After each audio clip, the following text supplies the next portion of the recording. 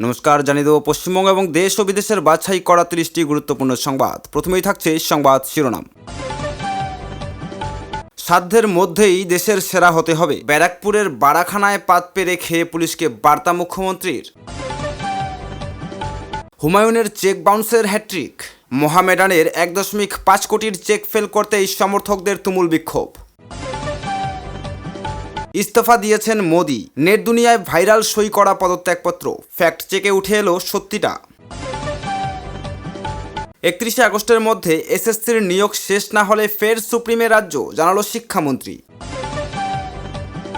জনতার দরবারে হকের ফ্ল্যাট ফেরত পেয়ে শুভেন্দুকে মিষ্টিমুখ বৃদ্ধের, দলের বিধায়কের বিরুদ্ধে অভিযোগ পেলেন মুখ্যমন্ত্রী। প্রশ্নফাঁস বিরোধী বিল পাস হতেই রিল পোস্ট, কি বললেন প্রধানমন্ত্রী।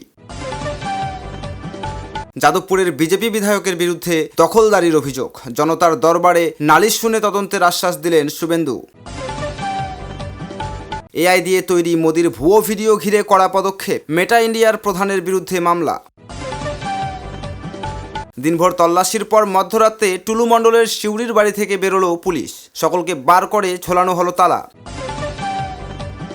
কোন দলে আছি নিজেই জানি না, রাজনীতিতে দম আটকে আসছে মদন মিত্রের। মুখ্যমন্ত্রী হওয়ার পর প্রথম বিধাননগর পুলিশ কমিশনারেটে শুভেন্দু, বৈঠকে কোন কোন নির্দেশ দেওয়া হতে পারে। মমতাকে দেখে ভোট দিয়েছি, বিধায়ক ঋতব্রত শিবিরে যেতেই ভোট ফেরত চাইলেন তৃণমূল কর্মী। সব্যসাচী দত্তের রাজারহাটে ফ্ল্যাটে সোনা উদ্ধার কাণ্ডে এবার অভিযানে ইডি। মানহানির মামলা করব, টুলুর সঙ্গে নাম জড়ানোয় রেগে আগুন অনুব্রত। বাবা বাম কর্মী, তৃণমূল আমলে ঘৃণ্য রাজনীতির শিকার, বিস্ফোরক সাঁতারু সায়নী। আনাস্থা প্রস্তাব নিয়ে অশান্তি, নিজের দপ্তরেই ডিম হামলার শিকার জলপাইগুড়ি পুরসভার চেয়ারম্যান। সারের কালোবাজারি রুখতে স্ত্রী কৃষিমন্ত্রী, বললেন চাষিদের পকেট কাটা বরদাস্ত নয়। পঞ্চায়েত অফিসে মহিলা সাফাই কর্মীরা যৌন হেনস্থা, গ্রেপ্তার এক্সিকিউটিভ অ্যাসিস্ট্যান্ট। আইআইটি ডিরেক্টরকে গোমূত্র বিশেষজ্ঞ বলে কটাক্ষ, প্রিয়াঙ্কাকে পাল্টাতো 200 শিক্ষাবিদের। ভোটের কাজে বদলি হওয়া সাব ইন্সপেক্টরদের নিয়ে নতুন বিজ্ঞপ্তি, ফিরতে পারবেন পুরনো পদেও। উত্তর পূর্ব ভারতের প্রবেশদ্বার বাংলা, কাজাখস্তানের হাত ধরে খুলছে রাজ্যের অর্থনীতির নতুন দরজা। প্রধান শিক্ষকদের অনাবশ্যক হয়রানি নয়, স্কুল প্রশাসকদের নির্দেশিকা পাঠালো বিকাশ ভবন। পশ্চিমবঙ্গে ওয়াকফ সম্পত্তির সংখ্যা বৃদ্ধি পেয়েছে, সংসদ শ্রমিকের প্রশ্নের উত্তরে জানালেন মন্ত্রী। ভয় দেখিয়ে জেনজিকে দমাতে পারবেন না, সাত সকালে মোদি শাহকে তোপ রাহুলের। পাকিস্তানে ভয়াবহ কয়লা খনি বিস্ফোরণ, মৃত অত্যন্ত 18, মাটির নিচে এখনও আটকে বহু শ্রমিক। সুপ্রিয় দর্শক, এতক্ষণ শুনছিলেন সংবাদ শিরোনাম, এখন হবে বিস্তারিত। তার আগে আপনারা কে কোথা থেকে আমাদের ভিডিওটি দেখছেন আমাদের কমেন্ট করে অবশ্যই জানান। আর চ্যানেলটিতে নতুন হয়ে থাকলে চ্যানেলটিকে সাবস্ক্রাইব করে পাশে থাকা বেল আইকনটি প্রেস করে দেন, এরকমই নিত্য নতুন আপডেট সবার আগে পেতে। পশ্চিমবঙ্গ পুলিশকে দেশের অন্যতম সেরা বাহিনী হিসেবে গড়ে তোলার লক্ষ্যে খামতি ও সীমাবদ্ধতা চিহ্নিত করার প্রক্রিয়ায় জোর দিলেন মুখ্যমন্ত্রী শুভেন্দু অধিকারী। বৃহস্পতিবার ব্যারাকপুর পুলিশ ট্রেনিং সেন্টারে ঐতিহ্যবাহী বাড়াখানায় যোগ দিয়ে পুলিশ কর্মীদের সঙ্গে খাওয়া দাওয়া করেন মুখ্যমন্ত্রী। শুধু ঊর্ধ্বতন পুলিশ কর্তাদের প্রশাসনিক নির্দেশ দেওয়াই নয়, নিচুতলার কর্মীদের অভাব, অভিযোগ ও মনের যন্ত্রণা সরাসরি শোনার প্রতিশ্রুতিও দেন পুলিশ মন্ত্রী। রাজ্যের বর্তমান বিপুল আর্থিক দেনা এবং পুলিশ বাহিনীর পরিকাঠামোগত ত্রুটির কথা সরাসরি স্বীকার করে নেন মুখ্যমন্ত্রী। ইংরেজি প্রবাদ cut your code according to your cloth এর কথা স্মরণ করিয়ে দিয়ে তিনি বলেন, ইচ্ছার সঙ্গে সাধ্যের মেলবন্ধন ঘটিয়েই এগোতে হবে। বিগত দিনের বেশ কিছু প্রশাসনিক অভ্যাসের সমালোচনা করে তিনি খামতিগুলি শুধরে নেওয়ার আহ্বান জানান। প্রত্যন্ত এলাকায় কর্মরত পুলিশ কর্মীদের আবাসন সমস্যা, পরিশ্রুতি, পানীয় জলের অভাব এবং যানবাহন সহ লজিস্টিক সমর্থনে ঘাটতির কথা রাজ্য সরকার ওয়াকিবহল বলে জানান মুখ্যমন্ত্রী। সীমিত সম্পদ ও প্রতিকূলতার মধ্যেও বিগত 2 মাস বা 10 সপ্তাহে পুলিশ বাহিনী যেভাবে ঘুরে দাঁড়িয়েছে তার ভূয়সী প্রশংসা করেন শুভেন্দু। তিনি বলেন, চিহ্নিত অপরাধীদের দ্রুত গ্রেপ্তার এবং দুর্নীতি দমনে কঠোর পদক্ষেপ গ্রহণ করেছে পুলিশ। সীমান্ত এলাকা সুরক্ষিত রাখা এবং অবৈধ অনুপ্রবেশকারীদের চিহ্নিত করতে রাজ্য পুলিশ শৃঙ্খলাবদ্ধ ও সংগঠিত বাহিনীর মতো কাজ করেছে। রাজ্যের মা বোন ও মেয়েদের নির্বিচ্ছিন্ন নিরাপত্তা নিশ্চিত করতে পুলিশ তৎপরতা নতুন নজির গড়েছে বলে জানান শুভেন্দু। অন্যান্য রাজ্যের তুলনায় পশ্চিমবঙ্গ পুলিশ কোথায় দাঁড়িয়ে রয়েছে এবং দেশের মধ্যে 1 নম্বর হতে আর কি করণীয় তা নিয়ে তিনি প্রতিনিয়ত চিন্তাভাবনা করেন বলে জানান মুখ্যমন্ত্রী। শুভেন্দু বলেন, আমাদের পুলিশের কাছে যে মানব সম্পদ রয়েছে তার সঠিক ব্যবহার করতে পারলে আমরা যে কোনো রাজ্যের পুলিশ বা কেন্দ্রীয় তদন্তকারী এজেন্সির চেয়েও ভালো পারফর্ম করতে পারি। পুলিশের শীর্ষ আধিকারিক ডিজি, এডিজি বা আইজিদের সঙ্গেই কেবল বৈঠক হবে না, নিচুতলার পুলিশ কর্মীদের মনের দুঃখ যন্ত্রণা ও অভাব অভিযোগও আমি নিজে শুনব এবং তা সমাধানের চেষ্টা করব। মোহামেডান স্পোর্টিং ক্লাবে হ্যাট্রিক করলেন হুমায়ুন কবির। না, জার্সি পরে মাঠে নেমে নয়, ক্লাব সভাপতি হিসেবে ক্লাবকে দেওয়া তার 3টি চেকই বাউন্স হয়ে গেল। চেক বাউন্সের কথা স্বীকারও করে নিয়েছেন আমজনতা উন্নয়ন পার্টির প্রতিষ্ঠাতা তথা নাওদার বিধায়ক। নির্বাচনে পশ্চিমবঙ্গে পালাবদলের পরেই মোহামেডান স্পোর্টিংয়ে কর্মসমিতিতে বদল আসে। সভাপতি পদে বসেন হুমায়ুন।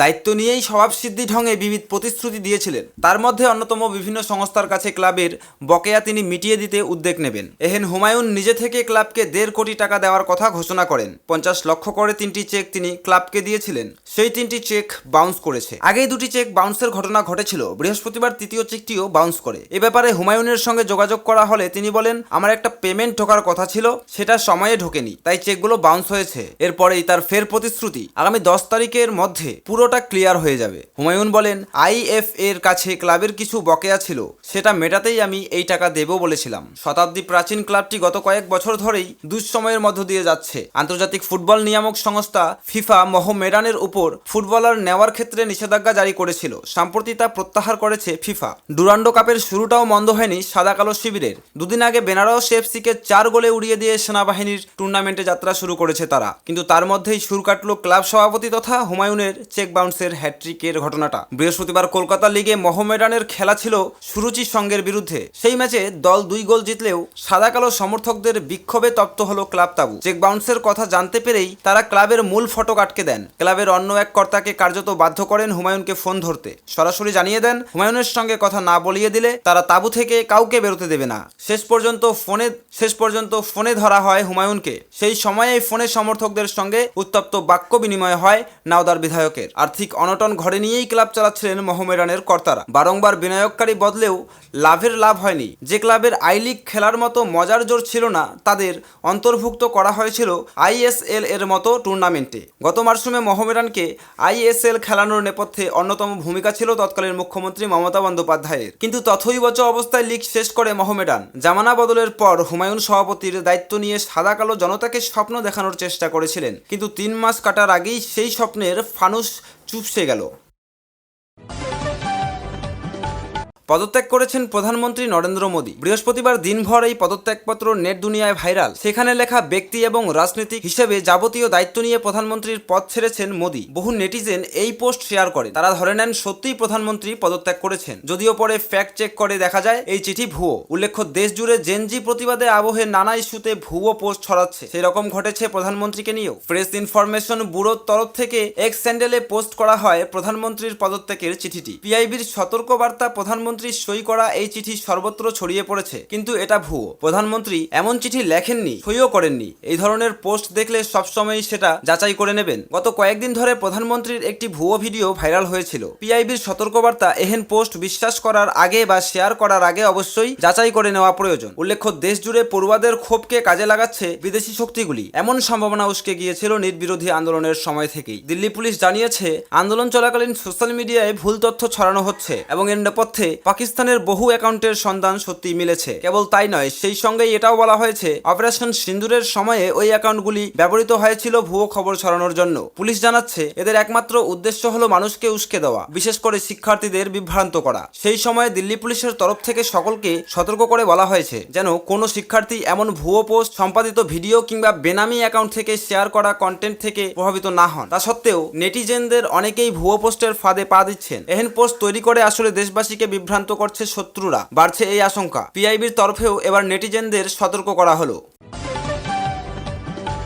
সুপ্রিম কোর্টের নির্দেশে রাজ্যে 35,654টি পদে শিক্ষক নিয়োগ হচ্ছে। আবেদনকারী হিসেবে রয়েছেন 2016-এর যোগ্য চাকরিহারারাও। তৃণমূলের আমলে প্রাতিষ্ঠানিক দুর্নীতির দায়ে 2025-এর এপ্রিলে গোটা প্যানেলই বাতিল করে শীর্ষ আদালত। গত বছরের মেতে স্কুল সার্ভিস কমিশনের নিয়োগ বিজ্ঞপ্তিতে আবেদন করেছিলেন 13,000-এর বেশি যোগ্য শিক্ষক শিক্ষিকা। 31শে আগস্টের মধ্যেই নিয়োগ না হলে তাদের চাকরিতে ছেদ পড়ার আশঙ্কা। এই পরিস্থিতিতে স্কুল শিক্ষামন্ত্রী দীপক বর্মন বৃহস্পতিবার বিকাশ ভবনে বলেন, নির্দিষ্ট সময়ের মধ্যে নিয়োগ প্রক্রিয়া সম্পন্ন করতে না পারলে আবার শীর্ষ আদালতের দ্বারস্থ হবে রাজ্য সরকার। সুপ্রিম নির্দেশে 31শে আগস্ট পর্যন্ত যোগ্য শিক্ষকরা চাকরি করতে পারবেন, অর্থাৎ তাদের চাকরির মেয়াদ আরও 31 দিন। নবম, দশম ও একাদশ দ্বাদশে নিয়োগ নিয়ে অনিশ্চয়তায় ভুগছেন যোগ্যদের একাংশ। স্কুল শিক্ষামন্ত্রী জানান, নিয়োগ প্রক্রিয়া চলছে, খুব দ্রুত তা শেষ করার চেষ্টা হবে। তিনি বলেন, যদি দেখা যায় কোনো ক্ষেত্রে সেই প্রক্রিয়া সম্পন্ন হয়নি, সেক্ষেত্রে শীর্ষ আদালতে কিছুটা সময় বৃদ্ধির আবেদন জানাবে রাজ্য সরকার। যদিও গত বছরের 31শে ডিসেম্বর থেকে ইতিমধ্যে যোগ্য শিক্ষকদের এক দফা মেয়াদ বাড়িয়েছে আদালত। এক দশক ধরে মাধ্যমিক ও উচ্চ মাধ্যমিক স্তরে শিক্ষক নিয়োগ হয়নি। চাকরি গিয়েছে 19,000 শিক্ষকের। তাদের মধ্যে 1,806 জন দাগী। তাদের স্কুলে যাওয়ার নিষেধাজ্ঞা আছে আদালতে। যোগ্যদের একাংশ ইতিমধ্যে 2016-এর আগের চাকরিতে ফিরে গিয়েছেন, অন্যরা এখনো স্কুলে যাচ্ছেন। যোগ্যদের প্রত্যেকে আবার দ্বিতীয়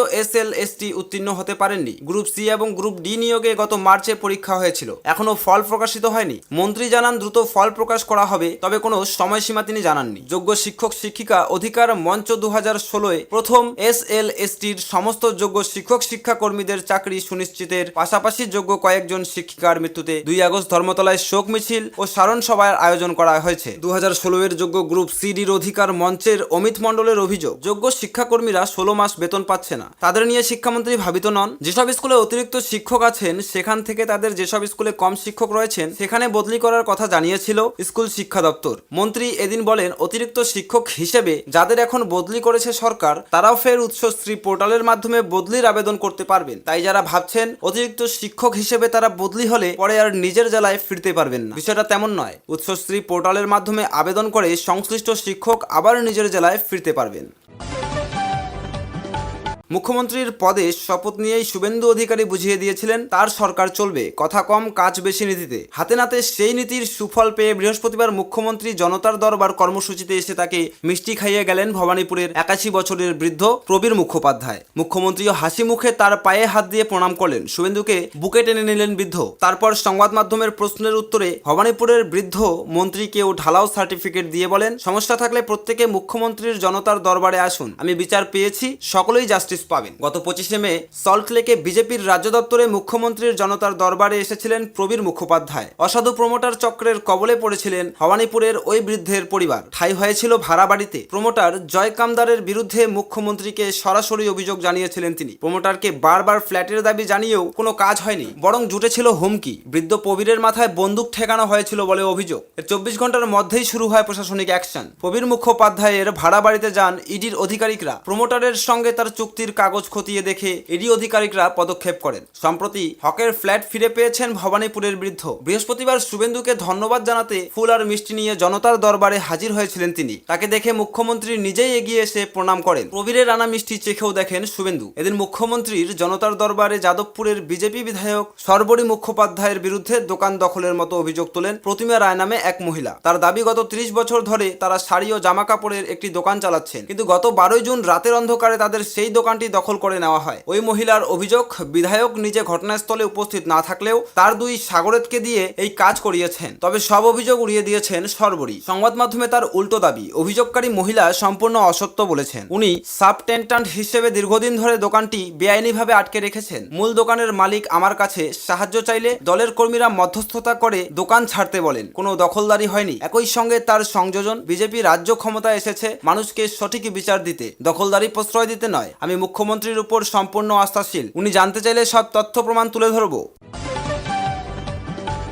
সংসদের 2 কক্ষে অ্যান্টি পেপার লিক বিল অর্থাৎ প্রশ্ন ফাঁস বিরোধী বিল পাশ হতেই সোশ্যাল মিডিয়ায় বার্তা প্রধানমন্ত্রী নরেন্দ্র মোদী। ফেসবুক ও ইনস্টাগ্রামে রিল পোস্ট করে তিনি বলেন, আমাদের পরীক্ষা পদ্ধতিকে আরও বিশ্বাসযোগ্য করতে একাধিক পদক্ষেপ করছি আমরা। প্রশ্ন ফাঁস রুখতে টাস্ক ফোর্স গঠন, ফাস্ট ট্র্যাক তৈরি, রাজ্যগুলির পরামর্শ মাথায় রাখার কথাও উল্লেখ করেছেন তিনি। সংসদের 2 কক্ষে আলোচনার পরে অ্যান্টি পেপার লিক বিল পাশ করেছেন বলে জানিয়েছেন তিনি। বৃহস্পতিবার রাজ্যসভায় এই বিল পাশ হয়। প্রধানমন্ত্রী মোদী বলেন, গত কয়েক দশক ধরে রাজ্যগুলি ও কেন্দ্রীয় সরকার প্রশ্ন ফাঁসের সমস্যার মুখোমুখি হচ্ছে। পড়ুয়াদের ভবিষ্যৎ নিয়ে সংকট তৈরি হয়েছে। এর জন্য রাজ্য ও কেন্দ্রের শিক্ষা পদ্ধতির সংস্কার অনিবার্য হয়ে পড়েছে। এদিন প্রধানমন্ত্রীর মুখে paper mafia, paper leak gang শব্দ বন্ধ শোনা গিয়েছে। দেশের সন্তানদের ভবিষ্যৎ নিয়ে খেলার কোনো গ্যাংকে রেয়াত করা হবে না বলেও হুঁশিয়ারি দিয়েছেন প্রধানমন্ত্রী। তার আরও বার্তা, কাজ চলবে, আমার এই পরিস্থিতি বেশি সময় ধরে চলতে দেব না। বিকশিত ভারতের স্বপ্ন পূরণ করতে কাঁধে কাঁধ মিলিয়ে চলার ডাক প্রধানমন্ত্রী। সম্প্রতি নিট এ প্রশ্ন ফাঁসের ঘটনা নিয়ে প্রথমে দিল্লি এবং তারপরে সারা দেশে আন্দোলনে নেমেছিলেন পড়ুয়ারা। কেন্দ্রীয় সরকার ও পড়ুয়াদের তীব্র